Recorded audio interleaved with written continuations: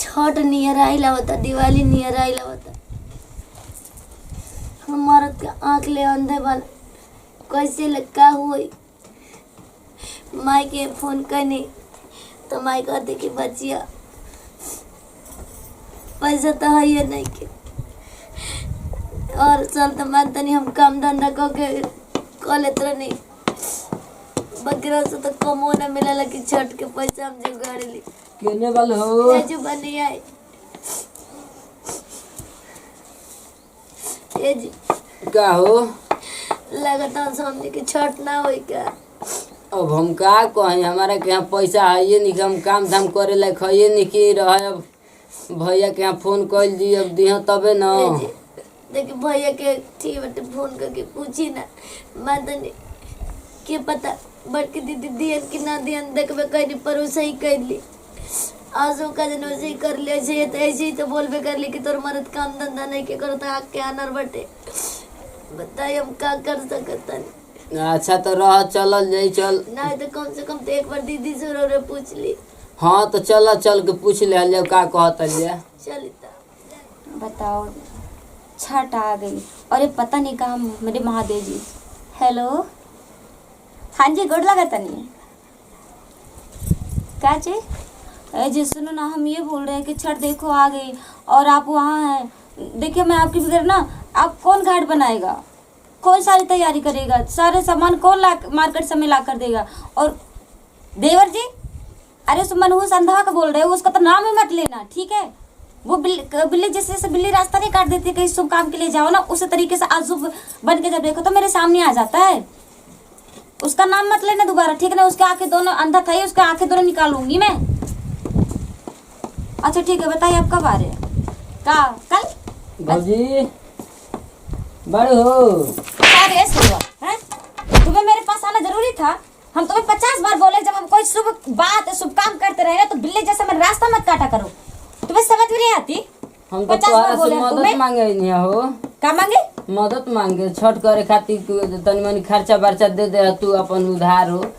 अरे मदद मदद मांगने, हमारा मदद कमा तुम्हें देने के लिए, तुम्हारा खर्चा चलाने के लिए। कहीं जाकर मगर तुम्हारी जगह मैं होती ना अंधे होती तो जाकर कहीं डूब मर जाती मैं।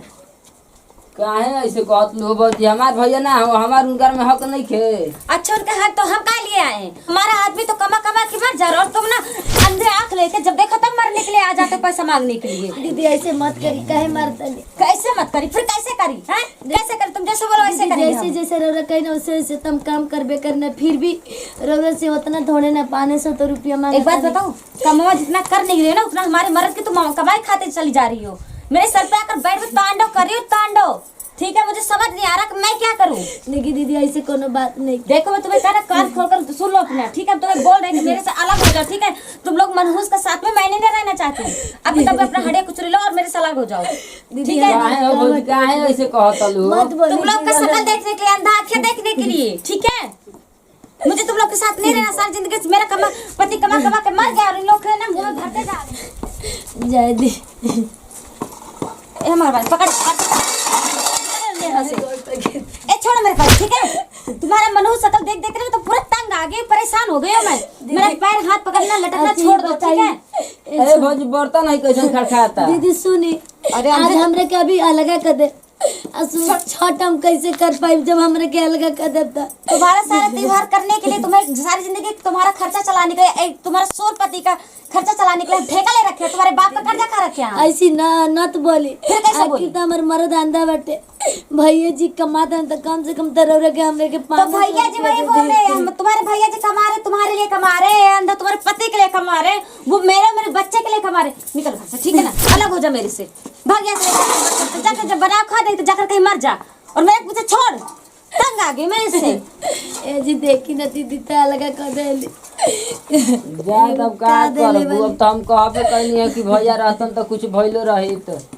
अब भैया आइए निकल तब का कइल जाए। देखी चिंता मत करी, हम छठ जरूर करब। जनी कैसो छठी माई के हम पर्व करब, भीख मांग के करी चाहे अपन शरीर बेच के करी, बकिर करब जरूर। चिंता मत करी, हम भीख मांग ले कोई घर छठ कर देखिए रो रखा नहीं ना कि रो घर ही रही।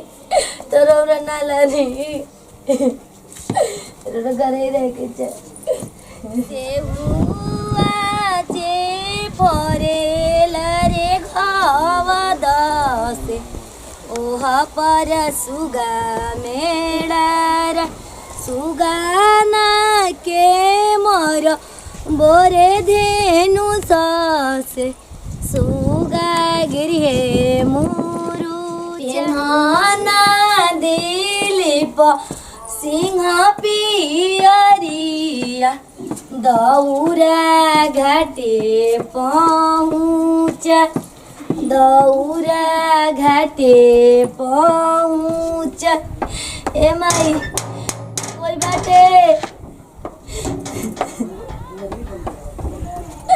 देखिए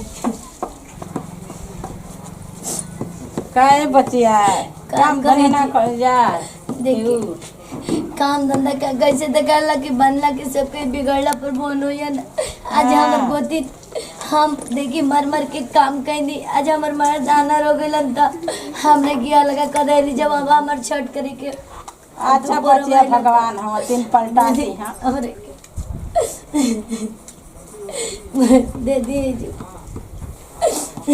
चले भगवान हम सबूर के जैसे हम रह कनी छठी माई हो सेहुआ जे परेल रे घावा दगर मंगनी तमरे के मिलन पूछी मत मत बहुत लंबा कहानी बा हमर पूछी कहो माई भाई तू आरी पे बीच मांगा बनाओ हमर मर जब से तुरलन पति आगले लगत तब कमात रहला जब आना हो गेला त हमर गोतनी एक बड़ दीदी वाली हाथ छोट करे के बोला त हमरे के अलगा बिलकी कर देली छठ के भीख मांगत जा हां भैया हम छठ के भीख मांगत नहीं ले बजे पैसा माई दे दे तो छठ के भी हम जानी कि दूसरा चीज कोनो चीज ऐसा भीख मांगता ना ऐसा तो भीख मांगा रोज आवे ना ऐसा ना बालुआ तो भीख मांगता रू ऐसे मत बोली भाई केकर कैसन स्थिति आज उ भगवान निकल जान के कौना विधि निकले रही ना ब्रेक के ठीक बता जा तो दूसरा द्वार पर देख के अपन छठी में खबर जानई बोरे आदिता के